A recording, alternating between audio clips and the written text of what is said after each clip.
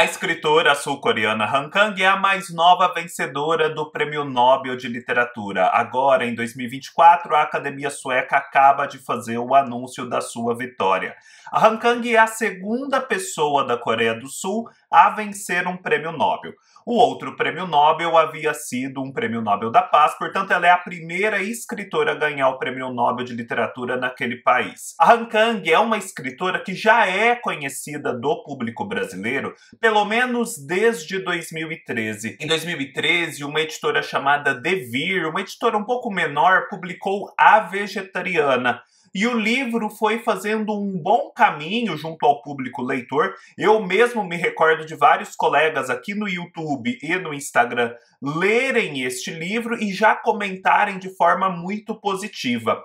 Justamente por isso e por conta também de que essa edição inicial tinha alguns problemas de revisão, de tradução, não agradava tanto, e depois de o livro A Vegetariana vencer o International Booker Prize em 2016, em 2018, uma editora maior, a Todavia, publicou A Vegetariana, traduzido diretamente do coreano.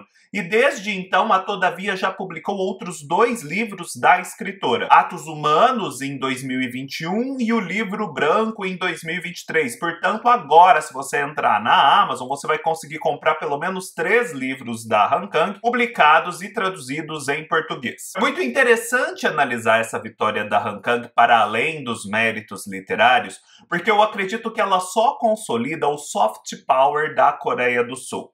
Vocês entendem que o soft power é esse conceito de que um país, muito mais do que ser uma potência econômica, ter uma posição geopolítica muito importante, ele é relevante no cenário mundial também pela cultura, pela influência cultural que ele exerce. Os Estados Unidos, por exemplo, é uma potência econômica, militar, geopolítica e também uma potência em termos de soft power, afinal de contas, ele espalha sua cultura pelo mundo. A Coreia do Sul vem progressivamente espalhando a sua cultura pelo mundo e fazendo isso com muito sucesso. Vamos parar para nos recordarmos de tudo o que a gente já consumiu da Coreia do Sul até aqui. Primeiramente, a gente consome os produtos. A gente anda em carros da Hyundai e a gente usa celulares, computadores, televisões da Samsung. Depois, a gente teve o cinema. Em 2020, o filme Parasita, um filme sul-coreano, ganhou o Oscar de melhor filme, um feito inédito para um filme estrangeiro que marcou uma época. Fora isso, vários outros filmes sul-coreanos, o cinema sul-coreano passou a se tornar mais e mais difundido aqui no Ocidente. Na Netflix, a gente teve o sucesso de, entre outras séries, Round 6, aquela série da Batatinha 1, 2, 3, vocês se lembram daquilo? Pois é uma série sul-coreana que remete a muitos elementos de uma estética que vem sendo construída naquele país. A gente também tem as doramas, as famosas novelas sul-coreanas, que estão na Netflix, mas estão em outros streamings e por aí vai. Quantas tias, avós e mães nossas já não assistiram ou assistem doramas? A gente também tem aqueles famosos vídeos do YouTube em que sul-coreanos e sul-coreanas vão realizando atos do cotidiano, filmando assim paisagens, momentos muito tranquilos, muito refinados, sem até falarem muita coisa. Minha mãe mesmo adora assistir a esse tipo de vídeo, é um tipo de vídeo contemplativo e vem muitos deles da Coreia do Sul. A gente tem o K-pop. O K-pop é da Coreia do Sul, é um estilo de música aí que é uma febre entre muitas garotas do Ocidente, entre muitos rapazes também. Enfim, tem uma ampla difusão. O pessoal do K-pop é famoso no mundo inteiro, não é só na Coreia do Sul e não é só no Brasil. É no mundo todo, é um fenômeno global. A gente teve mais recentemente aqui no Brasil o sucesso de Pachinko, aquele romance histórico que vai dar conta da migração de sul-coreanos para o Japão. É um episódio importante importante da história do país, é um romance histórico que ganhou muitos leitores no Brasil. E a gente tem agora a Han Kang, que além de ter a difusão de sua literatura acontecendo já há alguns anos, agora se consolida como um prêmio Nobel de literatura. O país começa a somar mais e mais prêmios Nobel, e esse já é o segundo. O Brasil, por exemplo, não tem nenhum até hoje. A última ocasião em que o prêmio Nobel de literatura havia sido entregue a um asiático foi em 2012, quando o chinês Mo Yan venceu. O Mo Yan é publicado aqui no Brasil pela Companhia das Letras. Dele, o livro mais importante entre nós é As Rãs. Inclusive tem vídeo aqui no canal, um vídeo antigo. E em 2017, eles entregaram o Prêmio Nobel de Literatura ao Kazuo Ishiguro, um famoso escritor, um japonês. Mas como o Kazuo Ishiguro já mora na Inglaterra há muitos anos e ele escreve em inglês, ele nem é tão considerado cultura japonesa mais, é mais cultura ocidental. Então, por isso a gente menciona que o último asiático, que escreve numa língua asiática, que está muito conectado com a cultura asiática, a ganhar o prêmio foi o Mo Yan em 2012. E do que falam esses livros da Han Kang já publicados no Brasil? A Vegetariana, que foi um livro que na Coreia saiu originalmente em 2007, em 2016 ganhou o International Man Booker Prize e chegou entre nós em 2013 e 2018, é um livro que vai falar da história de uma mulher que decide não comer carne. E esse elemento, decide não comer carne, ser uma vegetariana, vai causando uma série de transtornos e de problemas nas relações entre ela e a sua família.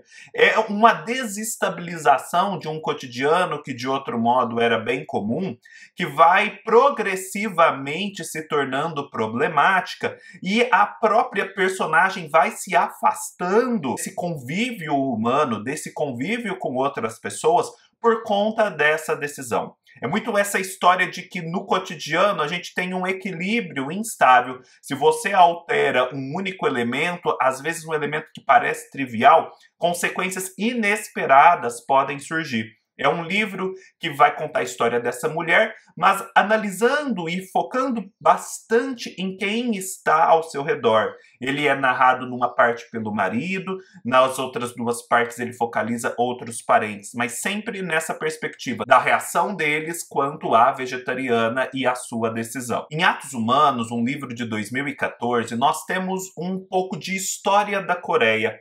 Ela vai falar muito num livro que julga um tenso, um livro que te prende do começo ao final, de um levante, o 18 de maio de 1980 na Coreia, quando o regime militar na Coreia estava ficando cada vez mais intenso e houve um levante de estudantes contra aquela repressão, o qual foi severamente reprimido. Estima-se que morreram entre 600 e 2.300 pessoas, enquanto que o governo dizia que morreram muito menos. Foi um momento em que existia a Guerra Fria, em que os Estados Unidos tinham uma interferência na Coreia, em que existia o temor de que esse levante pudesse provocar a reação também da Coreia do Norte. Era todo um equilíbrio geopolítico muito instável, muito precário, que poderia ser afetado. Mas o fato é que havia repressão na Coreia, que houve esse massacre de estudantes. Então o livro vai dar conta desse episódio, 18 de maio de 1980, o levante de Gwangju, na Coreia do Sul. Já no livro branco de 2016, a gente tem uma narrativa mais pessoal. Afinal de contas, a gente vai ter uma narradora que conta a sua experiência de, numa cidade europeia, diante da neve, ser levada a pensar e a reviver fatos da sua própria vida relacionados ao luto. Por quê? Porque ela perdera uma irmã que morreu recém-nascida nos braços da mãe, a qual ela não chegou a conhecer. Mas a morte dessa irmã foi extremamente significativa para a configuração da família. Então, apesar dela não ter presenciado aquele acontecimento, isso afetou sobremaneira a sua própria vida. E isso numa chave de luto.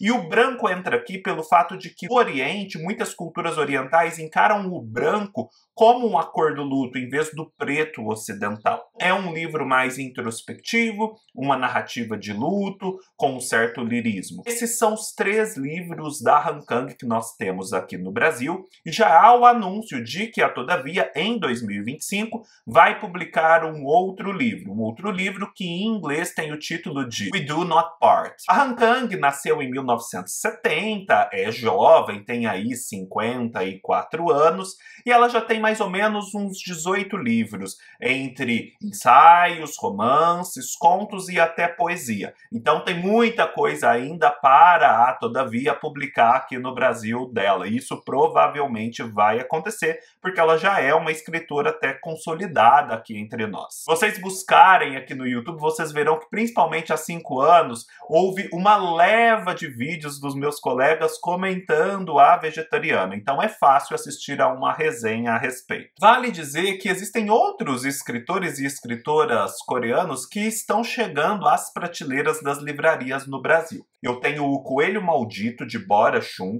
um livro que está saindo agora pela Alfaguara, tem uma pegada mais dark, pelo que eu pude ver, algo mais Round Six e Parasita do que aqueles vídeos do YouTube tranquilinhos.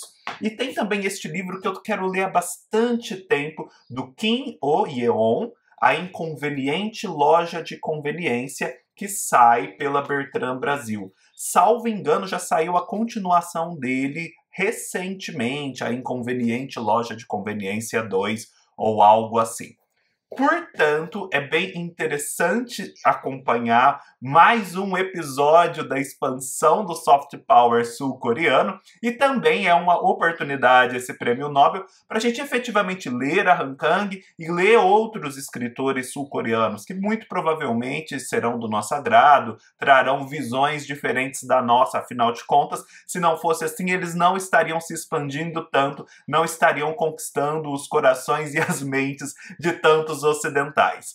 É isso, deixem aqui nos comentários se vocês já leram a Han Kang, se pretendem ler, qual livro vocês indicam, A Vegetariana ou algum dos outros 2. Eu vou deixar os links para todos os livros mencionados aqui embaixo. Se você compra através dos links, você colabora com o canal com uma pequena porcentagem da sua compra, sem gastar nada mais por isso. Se você está chegando ao canal Diário de Leitura com este vídeo, meu nome é Lucas, seja muito bem-vindo, não deixe de se inscrever e conhecer todo o acervo de mais de 400 vídeos aqui do canal.